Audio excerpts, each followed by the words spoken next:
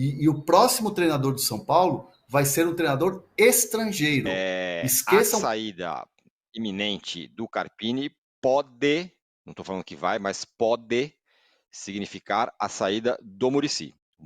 Não, são várias, são detalhes importantes, não é, então, aqui tá, a turma permanece a mesma. Casares é o presidente. Sim, claro. Muricy, Belmonte e Rui Costa. Porém, quem foi decisivo na escolha do Carpini e bateu o pé foi o Muricy. O que significa isso? Que para substituir o Carpini, o Muricy não terá primazia na escolha. Certo? Entendi. Entendeu? Não terá primazia na escolha. É como se o cara tivesse perdido a prioridade pelo erro que cometeu. Já está evidente, né? Então, assim, o Muricy será consultado, dará o palpite, participará, em princípio, de toda a situação, mas não vai ter aquela coisa, o voto de Minerva, como ele teve na situação do Carpini. Ele foi decisivo na escolha do Carpini, né? Ele foi, não era um consenso a escolha do Carpini. A palavra dele pesou demais. E agora, como deu no que deu, ele perdeu essa primazia. Afinal, ele nem é o chefe do departamento de futebol. O chefe do departamento de futebol é o Belmonte, né? O chefe, como se fosse o Marcos Braz do Flamengo, né? O diretor estatutário, né? Agora, virando a página, vamos falar do São Paulo? Pois é, vamos falar do São Paulo, porque o meia James Rodrigues passou por um exame de imagem na tarde desta segunda-feira que apontou uma lesão muscular de grau 1 em uma das coxas do colombiano. Assim, será desfalque do São Paulo contra o Flamengo nesta quarta-feira, às 21h30, no Maracanã, pelo Campeonato Brasileiro. O camisa 55 havia ficado no banco de reservas e atuado por 39 minutos na derrota do São Paulo para o Fortaleza no último sábado pela primeira rodada. Na reapresentação do elenco, nesta segunda-feira, no CT da Barra Funda, James Rodrigues participou de cerca de 20 minutos de treino, mas acabou sentindo um incômodo e deixou a atividade. Neste momento, o São Paulo tem Lucas Moura, Rafinha, Wellington Rato e Moreira no departamento médico. Ferreirinha treinou na segunda e pode reforçar a equipe contra o Flamengo no Maracanã. E o próximo treinador do São Paulo vai ser um treinador estrangeiro. Esqueçam qualquer possibilidade de vir um técnico brasileiro. O São Paulo vai focar e está focando em técnicos estrangeiros para substituir o Carpini. Por quê? Por que estrangeiro? Qual é a justificativa? Porque a justificativa é que no mercado hoje não existe nenhum treinador que possa cumprir as etapas que o São Paulo hoje vai olhar para esse treinador, que é um treinador experiente, que é um treinador que tenha nome. O São Paulo vai gastar até um pouquinho mais para trazer esse treinador. Vai apertar o orçamento e vai trazer um treinador de nome. Oi? E o Filipão? Felipão, não. Felipão, o PVC tem informação. Tá fechando com a seleção do México, né, PVC? Não tá. O Filipão está em Porto Alegre, tem um problema familiar para resolver. Dona Olga tem uma cirurgia para fazer. O México não efetivou a proposta, mas não tem procura do São Paulo. Ontem, um diretor de torcida uniformizada disse que o Filipão não é bem-vindo no São Paulo. Então, não vai ser o Filipão. A gente já tinha antecipado isso aqui lá atrás. Se o Carpini saísse, não seria o Filipão. Não será Filipão.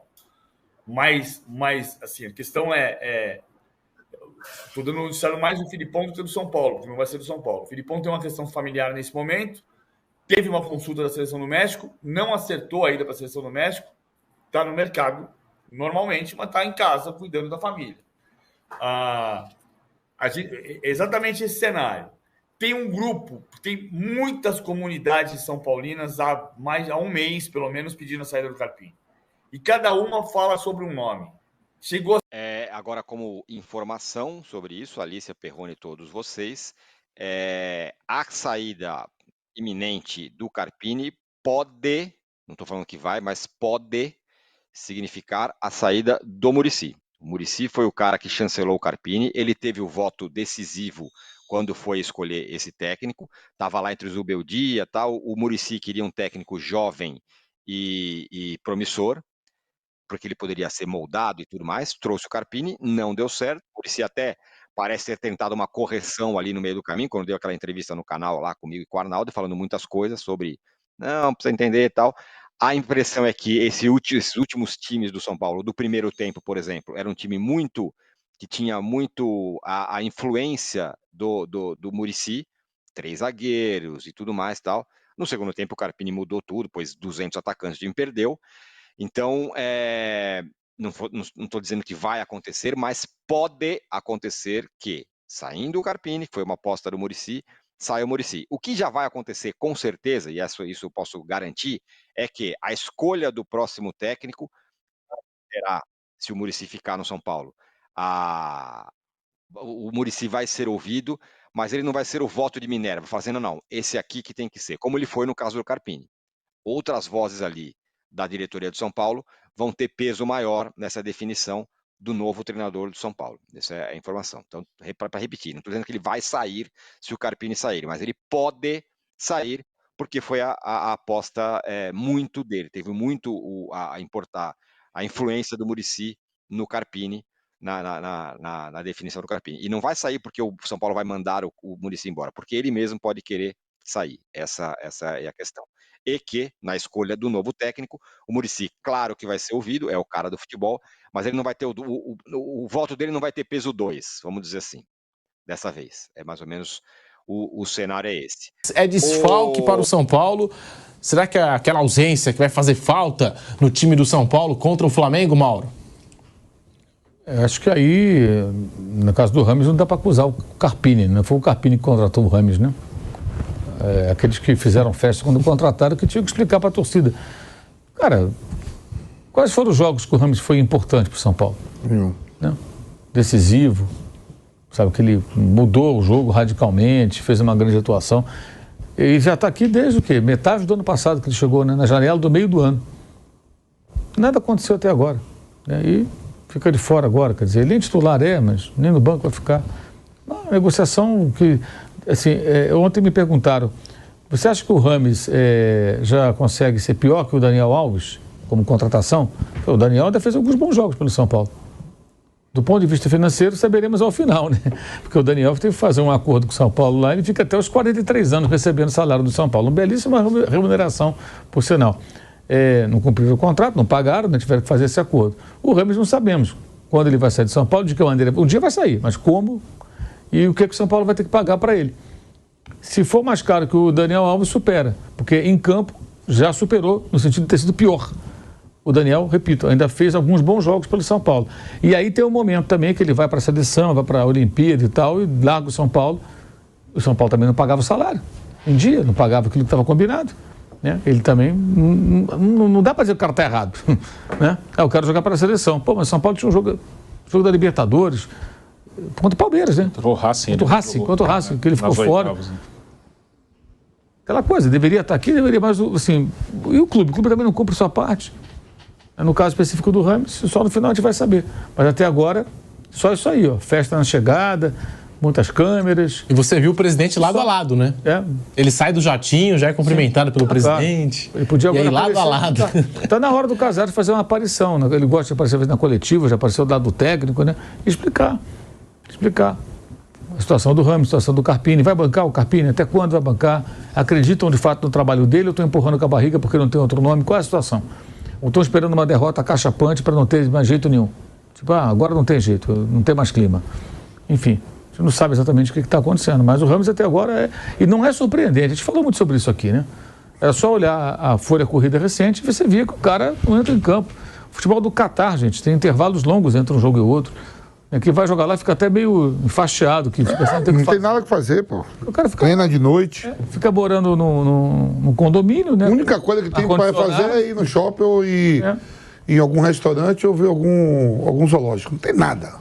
Então, e tem poucos jogos, né? Os caras ficam intervalos longos entre um jogo e outro. E quando termina o campeonato, é 3 meses de férias. E ele lá não jogava, gente.